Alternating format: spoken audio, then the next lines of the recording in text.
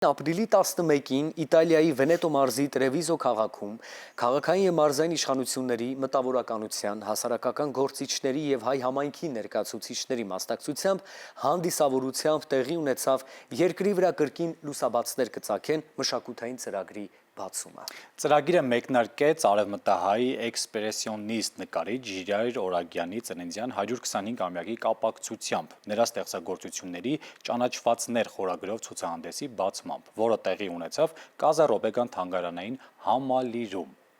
Իսկ մեր այսօրվա այս հետաքրքիր թեմայի շուրջ մեր հյուրը, մենք հիմա ներկայացնենք նրան, Սաթենիկ Չուգասեզյան, ցուցահանդեսի համադրող, Հայաստանի ազգային պատկերասրահի դեկորատիվ և կիրառական արվեստի բաժնի ղեկավար, արվեստագիտական թեկնածու, դոցենտ։ Բարի լույս։ Բարի լույս։ Շնորհակալ ենք այն էներգիայի համար, որ ձեզ հետ բերեցիք մեր տաղավար։ Տեսեք, թեման շատ լայն է։ Գնում ենք Իտալիա, գնում ենք Տրևիզո մարզ, ծանոթանում ենք այնտեղ Գայանե Սահակյանին, ում շնորհիվ կայացավ այս միջոցառումը, հետո գալիս ենք Հայաստան, ծանոթանում ենք նաև Ժիրայր Օրագյանի 125։ Այո։ Եկեք այսպես բացենք փակագծերը ու մենք էլ բան չխոսենք, դուք ասեք, ամեն ինչ պատմենք։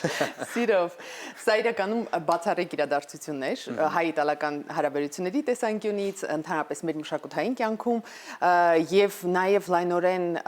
ներկայացվեց իտալական մամուլի կողմից, թե թերթերի տեսքով, թե ընդհանուր on-line հարթակներում, ու մինչեւ օրս այս ցուցահանդեսը իդեպ ներկայացված է։ Սա մի հոյակապ ցուցահանդես է, նվիրված մեր ամենաանդիր արվեստագետներից մեկին, Ժիրայր Օրագյանին, ով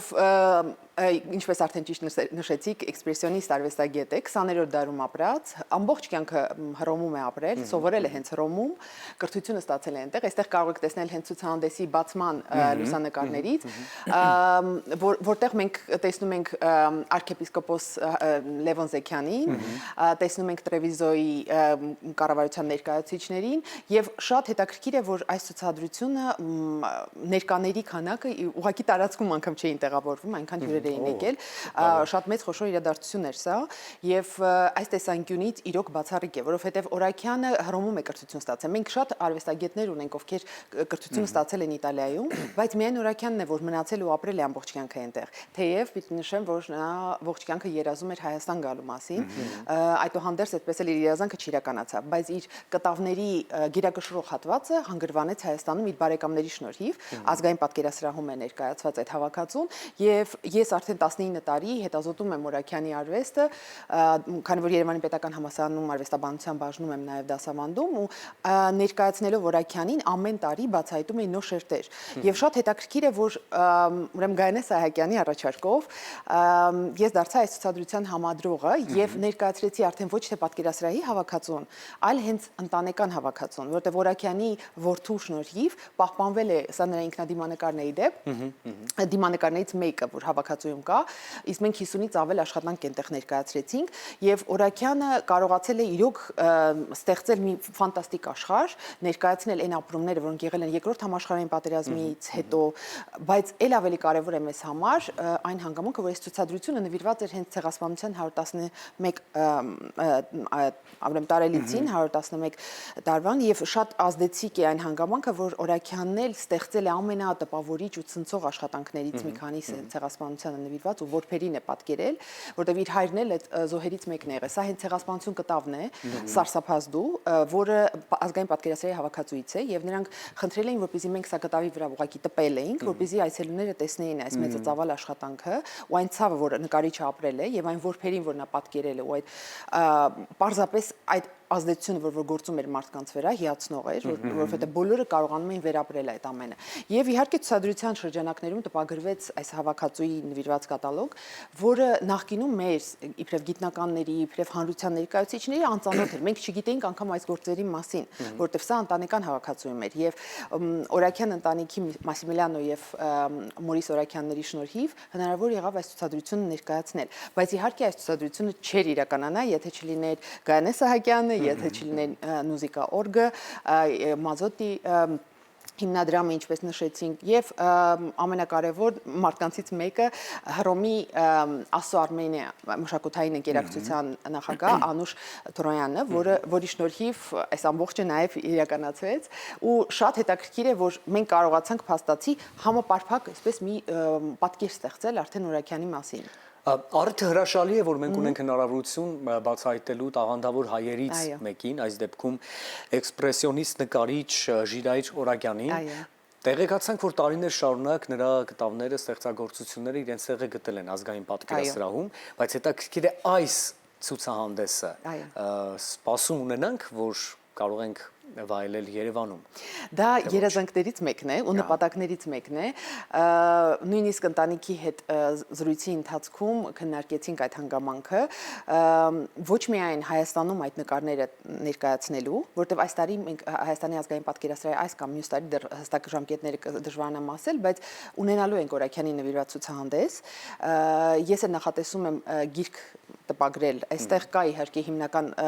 ուրեմն ներածական հատվածը Օրաքյանի վերաբերյալ անծանոթ մանրամասներով, հանրությանը անծանոթ մանրամասներով, բայց նախատեսում եմ նաև մի գիրք պատրաստել Օրաքյանի նվիրված, որտեղ կլինի ոչ միայն Օրաքյանի ընտանիքի հավաքածուն, ազգային պատկերասրահի հավաքածուն, այլև Միլանում գտնվող հսկայական մի հետաքրքիր մի հավաքածու, որը ես դեռ 2007-ին եմ ուսումնասիրել Միլանում, եւ շատ հետաքրքիր է, որ այս ամենի հիման վրա սա եզակի դեպքերից է, որ մենք կկարողանանք մի նկարչի ամբողջ ժառանգությունը տեսնել համապարփակ մի հետազոտության մեջ, որովհետև նախկինում մենք ցավոք չենք ունեցել նման հնարավորություն։ Անգամ Այվազովսկու կամ Մարտիրոս Սարյանի աշխատանքները աշխարհով մեկ տարածված են։ Իսկ Օրաքյանի դեպքում, քանի որ նա հիմնական չէր վաճառում, նա գումարի համար չէր աշխատում, չէր հետապնդում ֆինանսական որևէ ուրեմն նպատակով չէր անում, նա ձգտում էր, դրանք նվիրում էր հիմնականում մարդկանց, ովքեր որ հասկանում էին կամ գնահատում էին ու արժևորում էին։ Իդեպ նրա ամենամտերիմ բարեկամներից մեկը Կոստան Զարյանի դուստրն էր, Նվարդ Զարյանը, քանդակագործուհի, որը եւս Իտալիայում էր ապրում, այս երկու արվեստագետներն են, որ հիմնական Իտալիայի հետ են կապված, իբրև ամբողջ կյանքը են տեղապրած ու ստեղծագործած արվեստագետներ։ Ու նույնիսկ Անուշ Թորոյանը առաջարկում էր նրանց երկուսին մի համատեղ հռոմում ցուցադրել, բայց ես փորձում եմ, քանի որ այս ցուցադրությունը նաեւ հովանավորում էր Հայաստանի ուրեմն դեսպանատունը, Իտալիայում Հայաստանի Հանրապետության դեսպանատունը, նույնիսկ նրանց առաջարկեցի, որ Հռոմում ունենանք ցուցադրություն։ Նույնիսկ, այո, ամբողջ համադրել պատկերասրահից, որպեսզի Օրաքյանը նորից վերադառնա Հռոմ։ Ու այնտեղ նորից վերհիշեն այս արվեստագետին, որտեղ նա արտակարգ է պարզապես։ Ինչու էր կարևոր հենց Տրովոյզո քաղաքում անցկացնել, այնտեղ է ապրել, Չէ, այնտեղ։ նա ապրել է Հռոմում, պարզապես քանի որ Գայանե Սահակյանի ջանքերով էր սա իրականացվում, նա հնարավորություն էր այս պահին Տրևիզոյում դա իրականացնել, բայց շատ մի ուրիշ խորհրդանշական հետաքրքիր հանգամանք կա, որ Տրևիզո քաղաքում, որտեղ որ ցուցադրությունը ներկայացվել է Կազա Ռոբերգան, այդ շենքը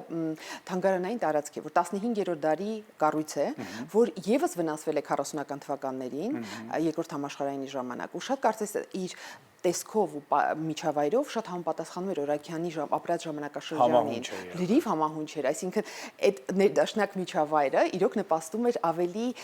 ճիշտ պատկերացնել այդ ժամանակաշրջանը, առաջին համաշխարհային պատերազմ, երկրորդ համաշխարհային պատերազմ ու այն ամենը, այն տխրությունը, որ նույնիսկ տեսնում ենք Օրաքյանի ստեղծագործություններում, իրոք շատ համահունչ էր այս միջավայրին։ Չենք կարող մի փոքր չանդրադառնալ երկու խորագրերին, որ կոչվում է Երկրի վրա կրկին լուսաբացեր կծագեն եւ Ժիրայր Օրաքյանի հետ կապված արդեն ճանաչվածները խորագիրը։ Մաստ է կազմում իհարկե մշակութային այս միջոցառման, բայց որևէ իմաստային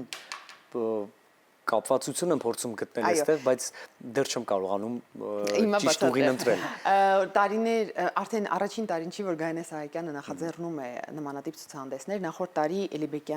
Ռոբերտ Էլիբեկյանի ստեղծագործություններն էին ներկայացվել, նա փորձում է ամեն տարի ու նաև իտալացի արվեստագետներին, նա փորձում է նորովի վերհանել նույնիսկ մոռացված մի փոքր իտալացիների համար գուցե անծանոթ, բայց ոչ չափով կապված այդ միջավայրին կապված արվեստագետների ստեղծագործություններ ու սա